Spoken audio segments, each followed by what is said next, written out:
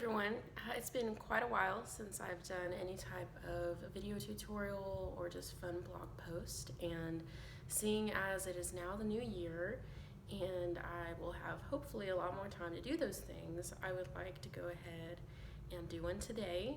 I'm about to start a sketch of just a portrait just for fun, and I thought it might be cool to just kind of have you follow along with all my steps on how I personally do portraits. Sketching and painting portraits is something that I really love. I've definitely gotten more into pet portraits lately, but people are my first love for sure. I've never had any classes or anything like that, so none of these tips are going to be professional or anything like that, but it's something that I seriously love to do, and I would love to at least show you how I do my style. So let's get started. Okay, so starting out with a portrait, I always like to start by just making a big circle. You can still see the outline of it here. The circle helps me just get the shape of the head started, and then by looking at my photo reference, by the way, don't you love my pencil? By looking at my photo reference, I then just very kind of quickly, but try to be as accurate as I can, I sketch out the shape of the face.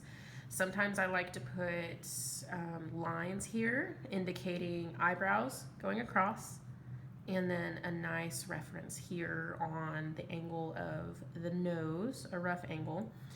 This is going to be the bottom of the nose here, and this is the middle line of his lips.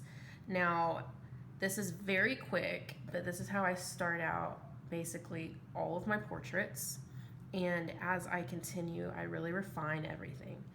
Now, something to keep in mind is ears are generally always just about even with the bottom of the nose, and if you look here you can see that.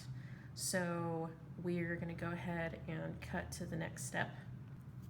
Okay, I've added eyebrows, and as you can see, this is a male.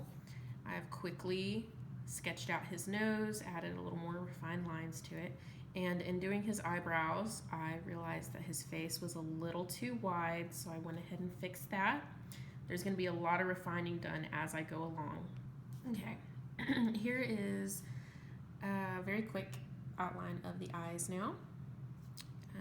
We want to make sure that we get them nice and even, which can sometimes be very hard to do. Just remember the angles you're going for. His face is slightly turned, and so his eyes are not going to be exactly alike. This one's a little more front on, this one is going to be a little bit more of an at an angle, so as we continue, that's what we're going to try to convey. And since his face is turned, we want to definitely make sure we get that feeling with even just the angle of this side of his face. So there's going to be lots of refinement as we go along. That's just how I like to do it.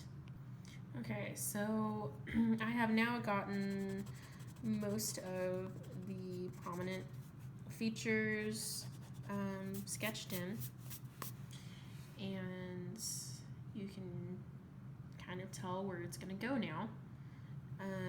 But we're not finished at all, because now I'm going to take my charcoal pencils and I'm really going to refine everything and really try to get everything like cemented down. And you might be able to tell who this is supposed to be by now. Okay, so I have put in some shading and I have smudged it with just using a Q-tip.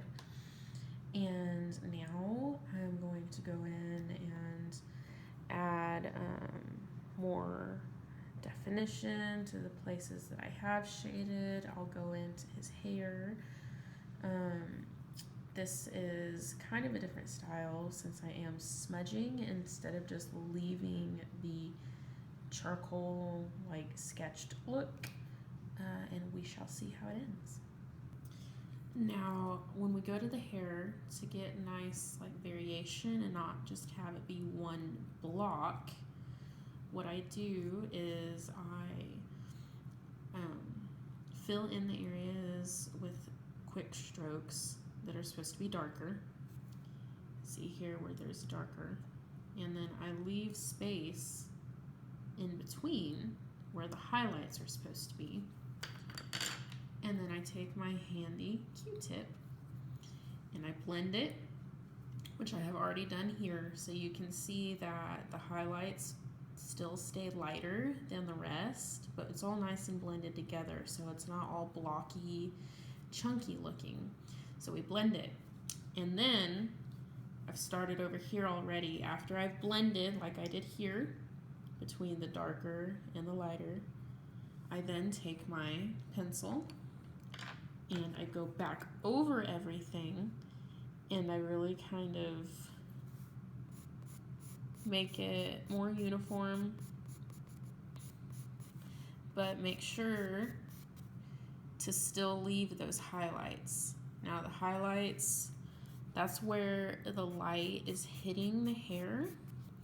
And if you're looking at a photo example, you'll be able to really see where that is. Now with his hair, in the photo I'm looking at, part of it was blocked off, so I'm having to kind of use my imagination in some areas, but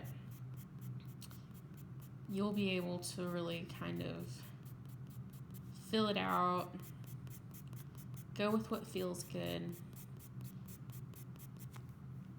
And like I said, when you do have the highlights, do remember,